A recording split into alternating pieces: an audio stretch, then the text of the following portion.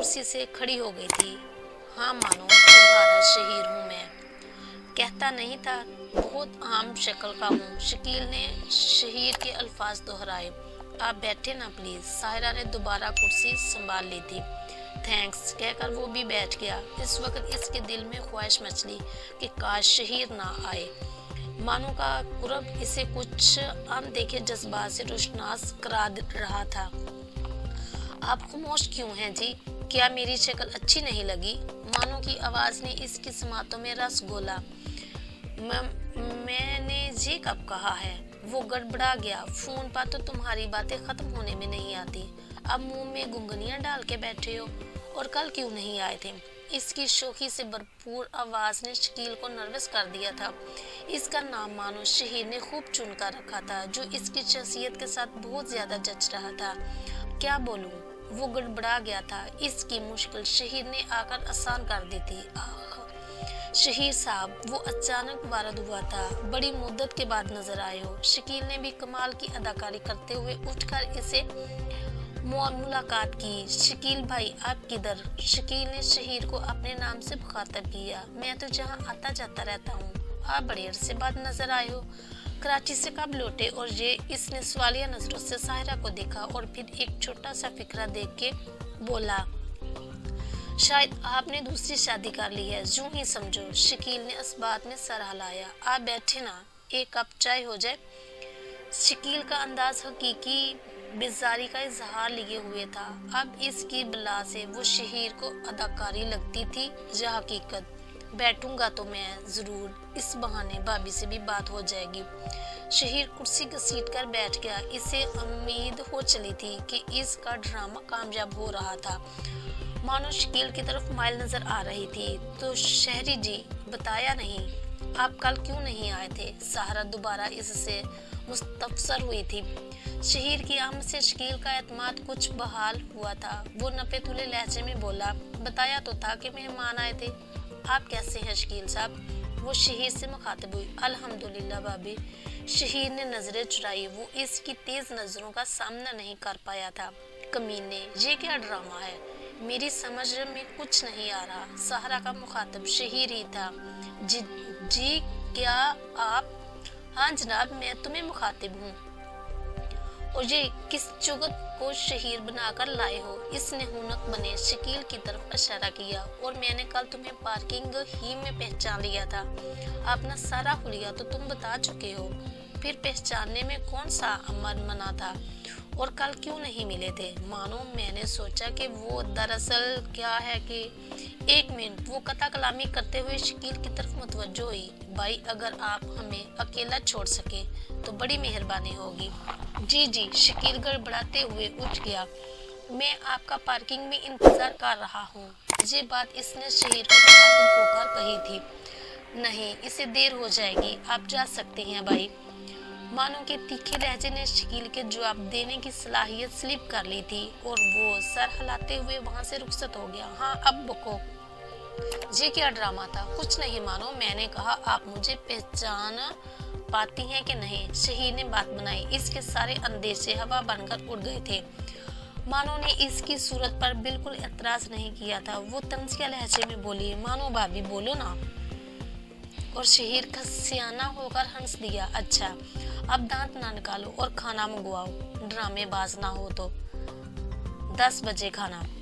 जी हाँ, शायद तुमने सोचा हो कि चाय पर टरखा लोगे, तो ये तुम्हारी भूल है।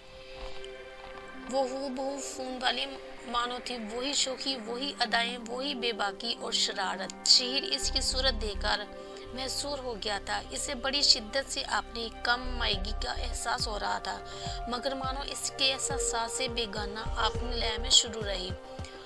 खाने के बाद उन्होंने चाय पी। इस दौरान मानो ने रुक के बोलती रही। शहीर की समझ में कुछ नहीं आ रहा था कि कैसे इन समातों को तूल दे, कैसे इन लम्हों को महफूज करे। मगर जैसा किसी ने कहा है कि महबूब की मैयत में वक्त गुजरने का पता ही नहीं चलता। वही हुआ जब मानो ने कहा, मैं चलती हूँ, कॉलेज की छुट्टी होने वाली है और मुझे अपनी सहेलियों के साथ कॉलेज बस में जाना पड़ेगा। इस वक्त शहीर को पता चला कि 3 घंटे 3 मिनटों की तरह बीतते थे। मानो को अलविदा करके इसने शकील के घर का रुख किया था। एक बहुत बड़ा फैसला इसने मानो के साथ बैठे बैठे कर लिया था। तुम्हारी अकल में फतूर है। शकील इसकी बात सुनते ही हत्ते से उखड़ गया था। पहले भी मुझे बेइज्जत कराया है, अब मजीद मुझ में बर्दाश्त नहीं है।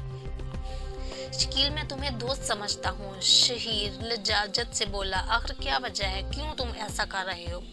अब तो इससे सामना भी हो गया है और इसने तुम्हें मुस्तरद भी नहीं किया, फिर क्या बात है? बेवकूफ ऐसी लड़कियां किस्मत वालों को मिलती हैं। सही कहा, इसीलिए तो कहता हूँ मैं इसके काबिल नहीं। जब इसे कोई एतराज नहीं तो तुम्हें क्या मसला? वो मुझसे मोहब्बत नहीं करती मिस्टर, मैं इस काबिल ही नहीं कि मुझे चाहा जाए। वो सिर्फ हमदर्दी कर रही है, अपना अहद निभा रही है जो वो नादस्तगी में मुझसे कर चुकी है। ये बहुत गलत है शेर, तुम इसकी नजरों से गिर जाओगे। परवाह नहीं, मुझे किसी की हमदर्दी नहीं चाहिए। जब खुदा ने मुझे बनाया ही ऐसा है कि किसी का महबूब ना बन सकूं, तो फिर मुझे जबरदस्ती किसी की जिंदगी में जहर घोलने का कोई हक नहीं है। फिर इस राह पर कदम क्यों बढ़ाए थे? क्यों इसे प्यार के रास्ते से रोशनास कराया? तो सजा भी तो खुद काटूंगा, ये अजियत खुद जी लूंगा। इससे सबसबाग भी मैंने दिखाई, अब इससे इसकी दुनिया में भी खुद भेज रहा हूँ। तुम पछताओगे, मैं जानता हूँ। तुम इसे बहुत चाहते हो और ये रोग तुम्हें ले डूबेगा। तुमने इसे कॉल करना है कि नहीं? शहीर इसकी नसीहतों से चिढ़ गया था। यार, मेरी कॉल वो कैसे अटेंड करेगी? खुद तो कहते हो अनजान नंबर से वो कॉल अटेंड नहीं करती। तुम पहले इसे मैसेज लिखकर अपना तारुफ करा दो।